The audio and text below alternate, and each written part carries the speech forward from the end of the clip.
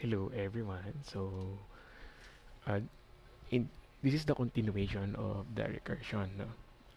We'll now discuss yung tail tsaka types of recursion. No? We have the tail and the head or head and tail recursion. There are other types ng recursion which is non-linear, pero for now, for simplicity, we'll discuss head and tail muna. So sa head recursion, uh, when you perform head recursion, so recursive call, no? So recursive call is invoked, no, first before other process or so ito yung work ng ginagawa ng code nyo. Sa tail naman is uh, work or other process are invoked first, no, before the recursive call. Invoke first. Ayan. So, paano nangyayari yan? No? Sulat natin. Let's have an illustration for that. So, pag head recursion, no? Delete mo na. So, pag head recursion, so kung may function ka, no? So, the function will call the recursive call, no? Recursive call muna before yung process, no? Or yung work na gagawin nung function mo. So, kumbaga, ito yung kukall niya yung sarili niya function. Ganyan. So, yan yung head recursion. No? Tatawagin niya muna yung sarili niya before anything else. Pag tail naman, no? Change natin ang color for tail recursion. So, if you have a function, ayan, ang una niyang ipo-perform is yung process na meron siya or mga works, other statements before niya tawagin yung sarili niya. Yan. So, yun lang pinag-iiba ng dalawa. Yung arrangement kung nasaan yung recursive call natin. No? Sa head, first siya. Sa tail, sa dulo siya. So, by switching yung position ng recursive call creates a different behavior with your code actually now. So, let's have it dito. So, gawa tayo ng bagong file. Recursion. Types na lang. .cpp.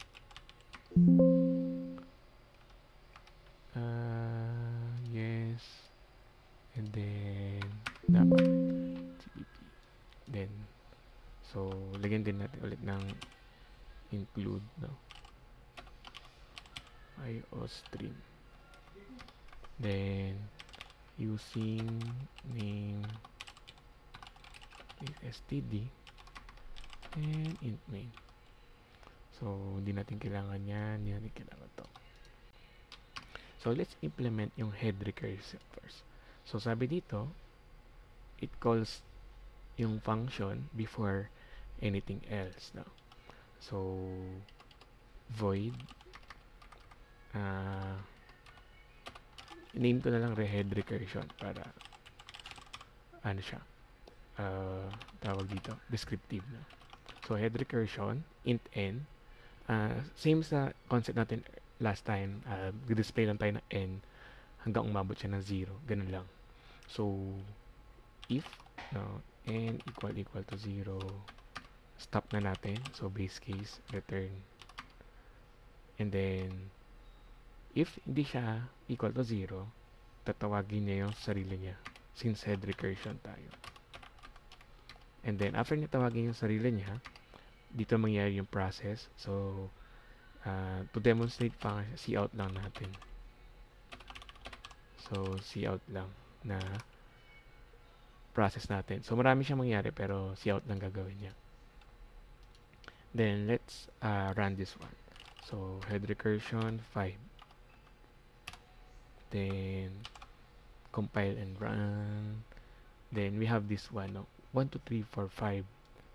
No, nakita nyo, 1, 2, 3, 4, 5 yung output. Pero, we started with 5. Let's discuss what happened. Illustrate natin. So, ang mangyari dyan is that sa head recursion, so si function, I call this function na lang, function natin sa head recursion. So, si function, ayan, pagpasa mo ng 5 sa kanya, no?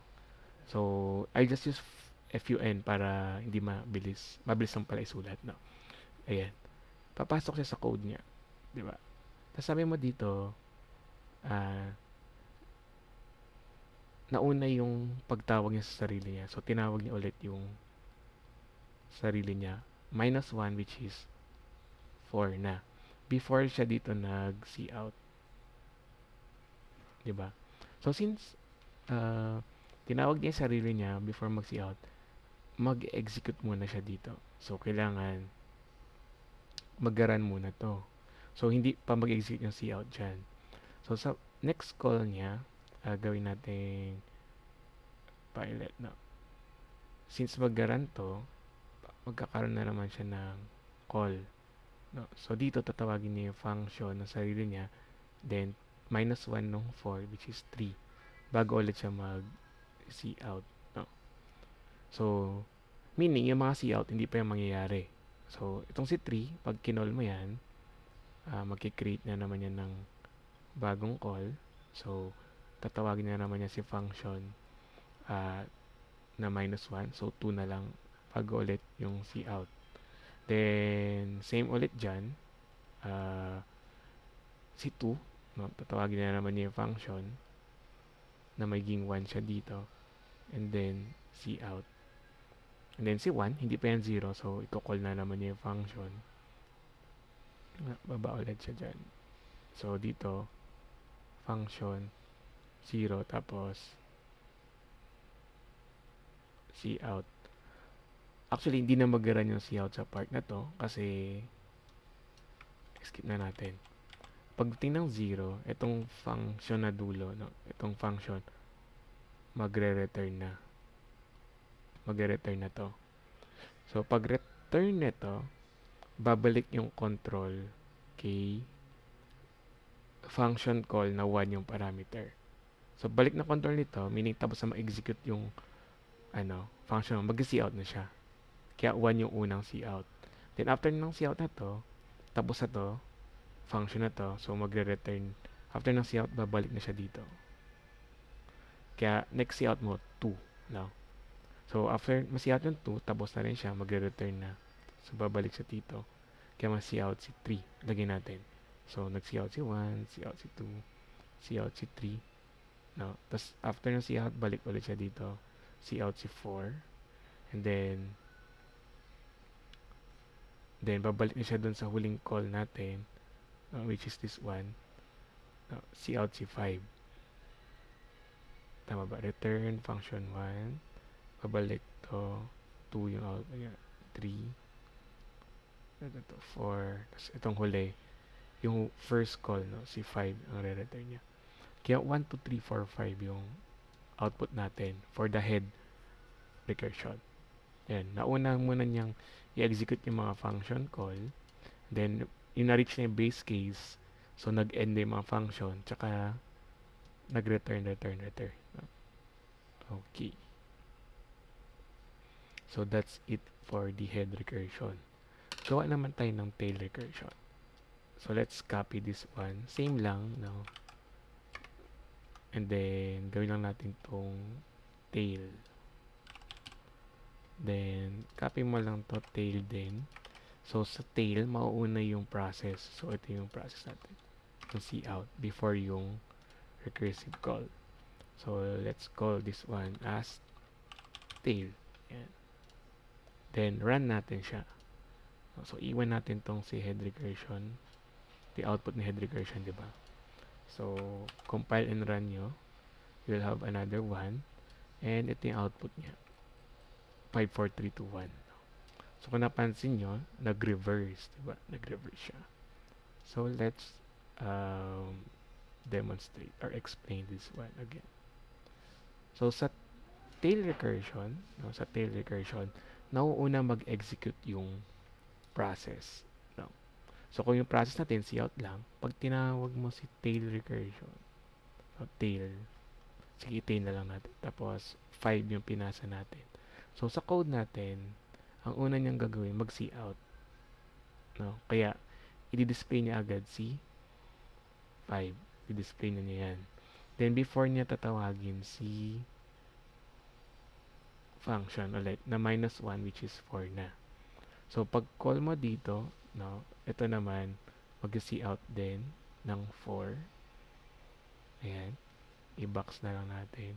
Tapos, tatawagin na si tail na 3. And then, tuloy-tuloy lang yan, no? So, next, tatawagin niya ulit. Cout muna. Tapos, tatawagin niya si 3. Cout niya si 3. Tapos, tatawagin niya naman yung tail na 2 na. No? 2 na yung value. So, cout ulit niya si 2. No? Tapos, tatawagin niya si tail na 1. No? And then, change color. Ayan. So, dito, tatawagin niya si tails, tatawagin niya si cout na 1. And pag call niya dito ng tail 0, magre-return na to. No? So, nag-return na to, stop na. Ayan. So, hindi na siya babalik, no? Kasi wala nang other process. After mo i-call yung recursive call mo dito, wala naman ng other process, di ba? Wala nang other process, no? Dito. So, basically, it stops the execution ng recursion natin. Ayan. So, this is the tail recursion. So, pag ganyan siya, dire-diretso lang siya hanggang dulo. Yung head recursion, yung may parang concept na bumabalik siya, no? Nagre-return siyang ganyan. Kasi may remaining process pa na hindi tapos. Okay, bumabalik siya. So, yeah, that's it, no? For the types of recursion. Another thing, no? Tail recursion said to be inefficient, no? In terms of execution. Kaya sometimes, tail recursion is converted into a loop. Ayan. So, katulad nito, nagwa-1 ka lang naman, di ba? And then you reach until 1. So, ang 542.1 ang output mo. So, basically, you can just use a for loop dito. No? So that mas efficient siya. So, pag tail recursion, again, every function call kasi, no, every call man yan, it consumes a memory sa stack. So, papasok yan sa stack. May memory yan na i-consume. So, kung nakailang function call ka dyan, ganun kadami yung memory na nasa loob ng stack mo. No, madami sila dyan. Unlike pag nag-loop ka kasi, isang memory lang to. And then, meron ka lang context switch dun sa pag-access ng variable mo. Kasi ina-update mo yung counter, no? Pero kumbaga, isang block of memory lang siya. Unlike this one na every function call, magkakaroon ng another block sa memory. Ayan. So that's why tail recursion is not used, no, widely. Ayan. Okay. So, thank you for watching, guys. I hope you understand the concept ng recursion types.